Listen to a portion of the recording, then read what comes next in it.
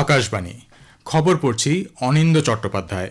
এখনকার বিশেষ খবর হলো, প্রধানমন্ত্রী নরেন্দ্র মোদী ইসরায়েলের প্রধানমন্ত্রী বেঞ্জামিন নেতানিয়াহুর সঙ্গে ভারত ইসরায়েল কৌশলগত অংশীদারিত্বকে আরও জোরদার করার পন্থা নিয়ে আলোচনা করেছেন। বিদেশমন্ত্রী ডক্টর এস জয়শঙ্কর বলেছেন, ফ্রান্স ভারতের অন্যতম পুরনো কৌশলগত অংশীদার। এই দুই দেশের একত্রে কাজ করা গুরুত্বপূর্ণ। 2025-26 অর্থবর্ষে দেশের জিডিপি বৃদ্ধির হার 7.4% থাকতে পারে বলে পূর্বাভাস। কেন্দ্রীয় সরকার ভারতের জনগণনা 2027-এর প্রথম পর্বের জন্য বিজ্ঞপ্তি জারি করেছে। বিজেপির সর্বভারতীয় সভাপতি জেপি নাড্ডা আজ দুদিনের সফরে পশ্চিমবঙ্গে আসছেন। 2026 সালের আইসিসি মহিলাদের টি-20 বিশ্বকাপ কোয়ালিফায়ারের সময়সূচি ঘোষণা করা হয়েছে। আসছি বিস্তারিত খবরে। ভারত ও ইসরায়েল সব ধরনের সন্ত্রাসবাদ ও জঙ্গি কার্যকলাপের প্রতি জিরো টলারেন্স নীতি পুনর্ব্যক্ত করেছে। দুটি দেশই সন্ত্রাসবাদী হুমকির বিরুদ্ধে লড়াই করার প্রতিশ্রুতি ফের স্পষ্ট জানিয়েছে। প্রধানমন্ত্রী নরেন্দ্র মোদী গতকাল ইসরায়েলের প্রধানমন্ত্রী বেঞ্জামিন নেতানিয়াহুর সঙ্গে এক টেলিফোনিক আলাপে ভারত ইসরায়েল কৌশলগত অংশীদারিত্বকে আরও জোরদার করার পদ্ধতি নিয়ে আলোচনা করেন। আলোচনায় উভয় নেতা অভিন্ন গণতান্ত্রিক মূল্যবোধ, গভীর পারস্পরিক আস্থা এবং দূরদর্শিতার সঙ্গে ভারত ইসরায়েল কৌশলগত অংশীদারিত্বকে আরও শক্তিশালী করার জন্য অভিন্ন অগ্রাধিকারগুলি চিহ্নিত করেন। তাঁরা নববর্ষের শুভেচ্ছা বিনিময় করে উভয় দেশের জনগণের শান্তি ও সমৃদ্ধি কামনা করেন। বিদেশমন্ত্রী ডক্টর এস জয়শঙ্কর বলেছেন, ফ্রান্স ভারতের অন্যতম পুরনো কৌশলগত অংশীদার এবং বিশ্ব রাজনীতিতে স্থিতিশীল করার জন্য এই দুই দেশের একসঙ্গে কাজ করা গুরুত্বপূর্ণ। প্যারিসে ফ্রান্সের বিদেশমন্ত্রী নোয়েল বারোর সঙ্গে বৈঠকের সূচনা করে ডক্টর জয়শঙ্কর বলেন, সম্পর্ককে এগিয়ে নিয়ে যাওয়ার জন্য ধারাবাহিক আলোচনা একটি গুরুত্বপূর্ণ অংশ। তিনি উল্লেখ করেন, সমগ্র বিশ্বব্যাপী যে অনিশ্চয়তা চলছে, সেই পরিস্থিতিতে কৌশলগত অংশীদারদের মধ্যে এমন গুরুত্বপূর্ণ আলোচনা অনুষ্ঠিত হওয়া স্বাভাবিক। দশকের পর দশক সন্ত্রাসবাদে মদদ দেওয়া এবং জঙ্গিদের প্রশিক্ষণ শিবির চালানোর জন্য ভারত পাকিস্তানের কঠোর সমালোচনা করেছে। বিদেশমন্ত্রী ডক্টর এস জয়শঙ্কর লাক্সেমবার্গে এক সাংবাদিক সম্মেলনে বলেন, যে সমস্ত দেশ বিচ্ছিন্নভাবে ভারতকে সাহায্য করছে তাদের সঙ্গে নতুন দিল্লির আচরণ হবে একরকম, কিন্তু পাকিস্তান এবং অন্য যেসব দেশ ভারতের বিরুদ্ধাচরণ করছে তাদের সঙ্গে নতুন দিল্লির আচরণ হবে সম্পূর্ণ ভিন্ন। There will be a significant business delegation coming out of Luxembourg, many more ministerial visits, a much deeper interaction as a follow-up to what were the discussions that I had. So I'm sure in your particular cases, in some way or the other, it would probably be of interest to you professionally and personally. Doctor Jaishankar বলেছেন, ভারত ভেনেজুয়েলার সাম্প্রতিক পরিস্থিতিতে যথেষ্ট উদ্বিগ্ন। সে দেশের মানুষের নিরাপত্তা সুনিশ্চিত করার জন্য একসঙ্গে কাজ করার আহ্বান জানিয়েছেন তিনি। প্রতিরক্ষামন্ত্রী রাজনাথ সিং গতকাল নতুন দিল্লিতে লেফটেন্যান্ট জেনারেল এস কে সিনহার জন্মশতবর্ষ উদযাপন উপলক্ষে শ্রদ্ধা নিবেদন করেছেন। ভার্চুয়াল এই স্মারক বক্তৃতায় অংশ নিয়ে তিনি লেফটেন্যান্ট জেনারেল এস কে সিনহার অবদানকে স্মরণ করে সকলকে তার জীবন থেকে শিক্ষা নেওয়ার আবেদন জানান। राष्ट्र के प्रति जो उनका समर्पण था वह हम सब के लिए एक प्रेरणा है। जनरल सिन्हा केवल एक महान सैनिक ही नहीं थे, बल्कि वह उन विरले व्यक्तियों में से एक थे जिन्होंने जीवन भर राष्ट्र को तथा सेना को सर्वोपरि रखा। जीवन पर्यंत राष्ट्र के प्रति उनकी ऐसी निष्ठा रही, ऐसा समर्पण रहा कि उनका जीवन देश सेवा का पर्याय बन गया। এই উপলক্ষে chief of defence staff general Anil Chauhan বলেছেন, lieutenant general S K Sinha বিশ্বাস করতেন জাতীয় নিরাপত্তাকে শুধু সশস্ত্র বাহিনীর দায়িত্ব হিসেবে দেখা যায় না।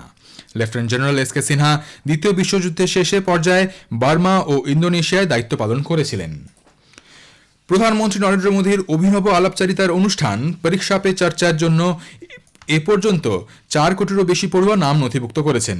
প্রধানমন্ত্রী এবছরের অনুষ্ঠানের জন্য ছাত্রছাত্রী, অভিভাবক এবং শিক্ষকদের চিন্তাভাবনা জানাতে বলেছেন। এক সোশ্যাল মিডিয়া পোস্টে প্রধানমন্ত্রী বলেছেন, দশম ও দ্বাদশ শ্রেণীর বোর্ড পরীক্ষা এগিয়ে আসায় তিনি আবারও পরীক্ষা সংক্রান্ত বিভিন্ন বিষয়ে ছাত্রছাত্রী, অভিভাবক এবং শিক্ষকদের সঙ্গে মতবিনিময় করবেন। 2025-26 অর্থবর্ষে দেশের প্রকৃত জিডিপি বা মোট অভ্যন্তরীণ উৎপাদন বৃদ্ধির হার 7.4% থাকতে পারে বলে পূর্বাভাস দেওয়া হয়েছে। গত অর্থবছরে এই হার ছিল 6.5%। প্রথম অগ্রিম অনুমান অনুযায়ী চলতি অর্থবছরে প্রকৃত জিডিপি দাঁড়াবে 201 লক্ষ কোটি টাকার বেশি। 2024 থেকে 25 অর্থ বছরে এই অঙ্ক ছিল প্রায় 187 লক্ষ কোটি টাকা। পরিসংখ্যান ও কর্মসূচি রূপায়ণ মন্ত্রক জানিয়েছে, পরিষেবা ক্ষেত্রের শক্তিশালী বৃদ্ধি এর অন্যতম কারণ। বাণিজ্য, হোটেল, পরিবহন, যোগাযোগ ও সম্প্রচার সংক্রান্ত পরিষেবা ক্ষেত্রে বৃদ্ধির হার 7.5% থাকবে বলে অনুমান করা হয়েছে। প্রধানমন্ত্রী নরেন্দ্র মোদী বলেছেন, দেশের সংস্কারের ধারা ক্রমশ গতি পাচ্ছে। মোট অভ্যন্তরীণ উৎপাদন বৃদ্ধির হার বিষয়ে তিনি বলেন, এনডিএ সরকারের বিনিয়োগ নীতি জিডিপি বৃদ্ধির মূল কারণ। বিকশিত ভারত গঠনে অন্যান্য ক্ষেত্রের মতো 2025 সালে প্রযুক্তিগত যাত্রায় এসেছে গুরুত্বপূর্ণ পরিবর্তন। এই বছরটি প্রযুক্তির সাথে ভারতের সম্পর্ককে দৃঢ় করেছে। একটি প্রতিবেদন। 2025 সাল ভারতের বৈজ্ঞানিক ও প্রযুক্তিগত যাত্রায় গুরুত্বপূর্ণ কিছু পরিবর্তন এনেছে। কৃত্রিম বুদ্ধিমত্তা এবং সেমিকন্ডাক্টর থেকে শুরু করে মহাকাশ অনুসন্ধান, পারমাণবিক শক্তি এবং গুরুত্বপূর্ণ খনিজ পদার্থ পর্যন্ত ভারত প্রমাণ করেছে যে এটি আর কেবল বিশ্বব্যাপী প্রযুক্তি গ্রহণ করছে না, বরং সেগুলিকে রূপ দিচ্ছে। বিশিষ্ট প্রযুক্তিবিদ ও আর্থিক বিশ্লেষক সুদীপ্ত গুহ বলেন, সেমিকন্ডাক্টর ভবিষ্যতে বাজার নিয়ন্ত্রণ করবে। সেক্ষেত্রে এই বিষয়ে আত্মনির্ভরতা প্রশংসনীয়। গত 10 বছর মেক ইন ইন্ডিয়া ইনিশিয়েটিভে আপনারা জানেন বহু ক্ষেত্রে আমরা নিজের পায়ে দাঁড়ানোর চেষ্টা করছি। তার মধ্যে ইলেকট্রনিক্স, মোবাইল, সেমিকন্ডাক্টর একটা বড় পার্ট, যারা কি আগামী দিনে কন্ট্রোল করবে। মোদীজি এসে বলছেন যে আমরা আমাদের দেশে সেমিকন্ডাক্টর নিজেরা তৈরি করবো। এই সেমিকন্ডাক্টর ছাড়া গাড়ি চলবে না, যে সেমিকন্ডাক্টর টিভি দেখতে পারবেন না, মোবাইল চলবে না, ফ্যান থেকে শুরু করে প্রত্যেকটা জায়গায় যে সেমিকন্ডাক্টরটা লাগে। তো এটা একটা নিজের পায়ে, এবং আপনি দেখবেন যে আমেরিকা সবকিছুর উপর স্যাংশন চালাচ্ছে, সেমিকন্ডাক্টর সেক্টরে কিন্তু চালাচ্ছে না, কারণ ওরাও আমাদের উপর নির্ভরশীল হতে চলেছে। কাশফিন নাহার, আকাশবাণী সংবাদ, কলকাতা। কেন্দ্রীয় সরকার ভারতের জনগণনা 2027-এর প্রথম পর্বের জন্য বিজ্ঞপ্তি জারি করেছে। এই পর্যায়ে চলতি বছরের 1 এপ্রিল থেকে 30 সেপ্টেম্বরের মধ্যে সমস্ত রাজ্য এবং কেন্দ্রশাসিত অঞ্চলে বাড়ি গণনার কাজ হবে। প্রতিটি রাজ্য, কেন্দ্রশাসিত অঞ্চল আলাদা আলাদা বিজ্ঞপ্তি জারি করে 30 দিনের একটি সময়সীমায় এই কাজ সম্পন্ন করবে। দেশে এই প্রথমবার জনগণনার কাজ হবে সম্পূর্ণ ডিজিটাল পদ্ধতিতে। অ্যান্ড্রয়েড এবং iOS উভয় সংস্করণের জন্য উপলব্ধ মোবাইল অ্যাপ্লিকেশন ব্যবহার করে তথ্য সংগ্রহ করা হবে। জনগণনার কাজ সুষ্ঠুভাবে সম্পন্ন করার জন্য তথ্য সংগ্রহ, পর্যবেক্ষণ এবং তত্ত্বাবধানের জন্য গণনাকারী supervisor, master trainer, charge officer এবং জেলা গণনা আধিকারিক সহ প্রায় 30 লক্ষ কর্মীকে নিয়োগ করা হবে। খবর শুনছেন আকাশবাণী থেকে। আমাদের সংবাদ শোনা যাবে ইউটিউব চ্যানেল আকাশবাণী সংবাদ বাংলা, ফেসবুক ও ইনস্টাগ্রাম আকাশবাণী সংবাদ কলকাতা এবং এক্স হ্যান্ডেল AIR নিউজ কলকাতাতে। 2026 সালের বিধানসভা নির্বাচনের জন্য দলের প্রস্তুতি জোরদার করার লক্ষ্যে বিজেপির সর্বভারতীয় সভাপতি জেপি নাড্ডা আজ দুদিনের সফরে পশ্চিমবঙ্গে আসছেন। এই সফরে তিনি বিজেপির পশ্চিমবঙ্গ কোর কমিটির বৈঠক করবেন এবং জেলা পর্যায়ের দলীয় নেতাদের সঙ্গে মতবিনিময় করবেন। তিনি বিজেপির ডক্টরস সেলের সদস্যদের সঙ্গেও দেখা করবেন। সড়ক পরিবহন ও মহাসড়ক মন্ত্রী নীতিন গডকরি বলেছেন, সড়কে নির্মাণ বায়োবিটুমের বাণিজ্যিক উৎপাদন শুরু করে ভারত বিশ্বের প্রথম দেশ হয়ে উঠেছে। বিটুমেন হল অপরিশোধিত তেল থেকে তৈরি কালো আঠালো পদার্থ, যা সড়ক নির্মাণে গুরুত্বপূর্ণ বাধাই উৎপাদন হিসেবে ব্যবহৃত হয়। কেন্দ্রীয় সরকার উত্তরাখণ্ডের পাউরি জেলার জাতীয় মহাসড়ক নম্বর 534-এর দুগ্গাড়া থেকে গুমখাল অংশের সম্প্রসারণের জন্য 390 কোটি টাকারও বেশি অনুমোদন করেছে।